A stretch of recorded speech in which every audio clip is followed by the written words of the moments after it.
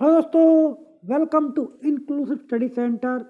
इस वीडियो में आपके सामने यूपी पीसीएस आरओ एआरओ की जो एग्ज़ाम डेट है, मैंने कल इसके रिगार्डिंग एक वीडियो बनाया था। तो मैंने उसमें कहा था कि आपका एग्ज़ाम जो है वो अप्रैल में भी हो सकता है। तो बहुत सारे लोगों ने मेरे पास लगातार मैसेज किए कि सर पहले तो आप मई जून में बता रहे थे, अब अप्रैल कहाँ से अचानक से आ गया। तो इसके बारे में बताऊँगा मैं आपको, और इसके साथ साथ एक आपको बेहतरीन स्ट्रैटेजी बताऊँगा आरओ एआरओ के लिए।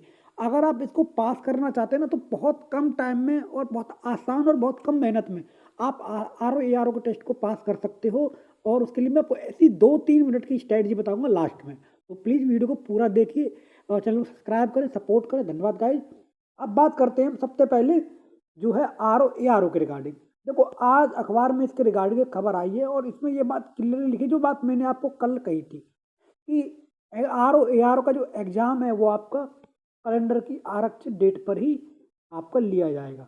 ऐसा आयोग के सूत्रों से खबर मिली है और आयोग ने ये बात क्लियरली बता दिया। फिर लास्ट में ये बात को पढ़ भी सकते हैं। आपको पूरी तरीके से, अगर आपको ये पूरा चीज़ चाहिए, कटिंग चाहिए, तो ये मेरा जो टेलीग्राम ग्रुप है, इंक्लूसिव डिस्कशन ग्रुप है, आप कोई भी क्वेरी आप पूछ भी सकते हो एक दूसरे से, और वहाँ पर मैंने इसको पोस्ट भी कर दिया है। तो आप यहाँ पर जाके इसको चेक कर लेना। अब बात करते हैं, मैंने अप्रैल में क्यों कहा था। देखो, मैंने आपको मई जून में भी बोला था। एक्चुअल में क्या है कि आपको पता है आयोग का जो एटीट्यूड है किस तरीके का है। आयोग में जो फिलहाल की सिचुएशन है उसके हिसाब से मैं बात कर रहा हूँ आज की तारीख में। तो आज सिचुएशन ये है आयोग में कि आयोग चाहता है कि जल्द से जल्द जो ये भर्ती है R O A R O की, और इसको पूरी तरीके से निपटाया जाए। जल्द से जल्द काम करना चाहता है वो। इसके साथ साथ, और आपको आयोग का एटीट्यूड भी पता है कि उन्होंने 50 दिन का टाइम था। मैंने आपको ये बात पिछले वीडियो में भी कही थी। 50 दिन के टाइम के बीच बीच में उन्होंने जो है एग्जाम करा लिया था। आपको पता है इसके बारे में, पीसीएस 2024 का प्री 50 दिन के आसपास में। तो अभी तो R O A R O का अप्रैल में कराने के लिए लगभग 80 दिन से ज़्यादा का वक्त है, जो आरक्षित डेट है 27 अप्रैल, आई थिंक सो। तो ये आप समझ सकते हो। तो 27 अप्रैल को अभी लगभग 80-85 दिन है, तो अभी तो बहुत ज़्यादा टाइम है। आयोग ये पेपर करा सकता है, क्योंकि जो मुझे खबर मिली है और जिस तरीके का एटीट्यूड है, वो अभ्यर्थियों के प्रति पॉजिटिव तो नहीं है। ये आप समझना। मैं आपको इनडायरेक्ट वे में सब बता रहा हूँ, डायरेक्ट आप खुद समझ लेना। आपका एग्ज़ाम की जो संभावना है, मैं ये नहीं कह रहा कि जून में और मई में नहीं है, लेकिन संभावना थोड़ी अप्रैल की ज़्यादा है। ये बात मान लेना। जैसे हम कहते हैं ना, 50-50 कहते हैं, तो आप ये मान लो 60 और 40 का रेशो है ये आज की तारीख में आयोग के अंदर। चाहे कल बदल जाए ये चीज रेशो, लेकिन आज की तारीख में यही रेशो है अप्रैल मई जून का। तो इसलिए आप अच्छे से अपने दिल और दिमाग में ये बात बिठा लेना।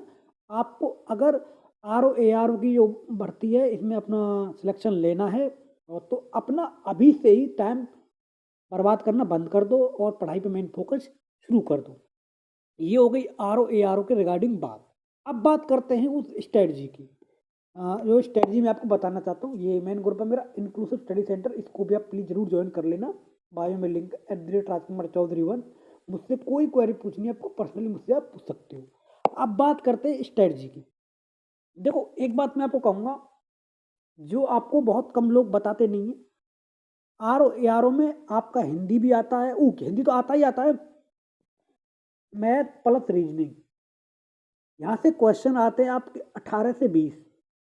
ऑन एन एवरेज आप थोड़ी सी मेहनत करोगे ना, यहाँ पे 15 क्वेश्चन आराम से सॉल्व कर बैठोगे, ये थोड़ी सी मेहनत करने के बाद। और दूसरा है कि यूपी जी के,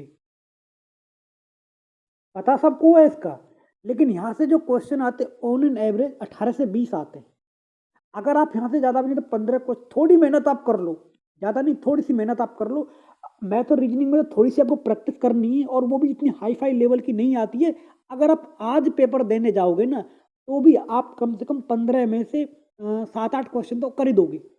लेकिन मेन आपका टारगेट ये होना चाहिए कि 10 से ऊपर आप करके आए मैथ और रीजनिंग में। अगर 10 से ऊपर आप कर देते हो, 10 11 12 कर लेते हो, और 20 18-20 में से आप यूपी जीके में से 15 क्वेश्चन कर लेते हो, तो आप आराम से 25 क्वेश्चन के आसपास कर यहाँ से कर बैठोगे। तो आप सोचिए कि जिस तरीके का जीएस का पेपर आ रहा है तो वहाँ पर आपके ये जो पेपर हैं क्वेश्चन है सॉरी इसके लिए जो ये मार्क्स है आपके 25 के आसपास तो आपको कितनी हेल्प करेंगे तो ये आप समझ लेना। इसके अलावा हिंदी में आपको ज़्यादा आपकी हाथ तंग है, आप इंग्लिश मीडियम से हैं तो हिंदी के लिए मैं आपको कह रहा हूँ 50 आप कर लो, 25 आपका यूपी जीपी जी कर वहाँ से आ गया। इसके अलावा बहुत सारे सब्जेक्ट आपके बच जाएंगे, करंट अफेयर बच जाएगा। करंट अफेयर में हमको ज़्यादा नहीं मानेंगे, करंट अफेयर में मान लो आप 10 क्वेश्चन मान लो, लगभग 35 के आसपास क्वेश्चन आते हैं, 30-35 के आसपास क्वेश्चन आते हैं, 10 क्वेश्चन आप यहाँ से मान लो करंट अफेयर से, 10 क्वेश्चन करंट अफेयर से मान लिए। और इसके अलावा 20 से 25 क्वेश्चन आपके हिस्ट्री से आते हैं, 10 क्वेश्चन आप हिस्ट्री से मान लो जो आप सही कर लोगे। इसके अलावा 10 क्वेश्चन आप पॉलिटी से मान सकते हो। ये वो सब चीज़ है कि कहते हैं ना कि अगर आप यहाँ पर अच्छे से स्ट्रैटेजी से काम करोगे तो आप आराम से कर बैठोगे। 25 के आसपास क्वेश्चन आते हैं घटना ज्योग्राफी और तो वहाँ पर आप आराम से 10 क्वेश्चन के आसपास कर लो इसमें से। मैं ये नहीं कह रहा कि 25 में से 25 कर लो, दिक्कत यही आती है कि आप इतनी सारी किताबें ज्योग्राफी की पढ़ने बैठ जाते हो, आप ये सोचते हो कि मुझे 25 क्वेश्चन आ रहे हैं ज्योग्राफी और इन्वायरमेंट से, तो मुझे क्या कहते हैं 18-20 करने, तो वहीं पर आप मार खा जाते हो। तो आपको वहाँ से ज़्यादा नहीं 10 का टारगेट रखना है। ऐसे ही साइंस है, साइंस से आपका 18 से 20 क्वेश्चन आते हैं तो वहाँ पर टारगेट रखना है आपको 10 का। आप सोचो कितने आपके नंबर बन गए, ये आपके 125 प्लस क्वेश्चन आपके बन जाएंगे। जबकि हिंदी में मैंने आपको 50 के कहा है और 50 आप आराम से लेके भी आ सकते हो थोड़ी सी मेहनत करने के बाद। लेकिन ध्यान रखना है जो मैथ और रीजनिंग पर उसको थोड़ी सी आपको प्रैक्टिस करनी है, यूपीजी के थोड़ी सी आपको मेहनत करनी है। अगर आपको किसी किताब के बारे में नहीं पता है तो आप जो यूथ कंपटीशन की किताब है उसको आप परचेज कर सकते हो। वाणी और दृष्टि की एक किताब आती है उसको भी आप परचेज कर सकते हो। तो PY अच्छे से कर लेना, उसका एक्सप्लेनेशन अच्छे से कर लेना, एक एक पॉइंट को अच्छे से करके जाना, तो आपका काम हो जाएगा। तो ये मैंने आपको बेहतरीन स्ट्रेटजी बता दी है RO के लिए। आप ध्यान रख लेना, जिस दिन आप एग्जाम हॉल से निकलो ना उसी दिन आपका पास हो जाना चाहिए। ये मैं आपको बता रहा हूँ RO के लिए। ऐसी स्ट्रेटजी हर कोई नहीं बताता है। मैं ये नहीं कह रहा कि मैं बिल्कुल यूनिक बता रहा हूँ आपको, लेकिन मैं ये कह रहा हूँ जैसे हिस्ट्री से 20 क्वेश्चन आते हैं तो आप इतना ध्यान दे देते हो हिस्ट्री पर पूरी तरीके से। मैं आपको करूँ 10 करो आप, ज्योग्राफी पर आप 10 करो, साइंस से आप 10 करो। आप टारगेट ही मत रखो मुझे 20 में से 20 करना है। हाँ, पॉलिटी में आप पूरा टारगेट रख के चलो, और पॉलिटी के लिए आपको क्या करना घटना चैप्टर पढ़ने की जरूरत नहीं, क्योंकि इसमें RO में आपका पॉलिटी से क्वेश्चन ज़्यादा आते ही नहीं, 10-12 8-10 क्वेश्चन आते हैं। लेकिन मैक्सिमम लोग उस पर ज़्यादा ध्यान दे देते हैं, पॉलिटी पर कई सारे रिवीजन कर डालते हैं, तो जबकि वहाँ पर आपका आउटपुट रेशो कम है। तो जहाँ पर आपका आउटपुट रेशो ज़्यादा निकले ना तो आपको मेहनत करने की ज़्यादा ज़रूरत उस सब्जेक्ट पर है।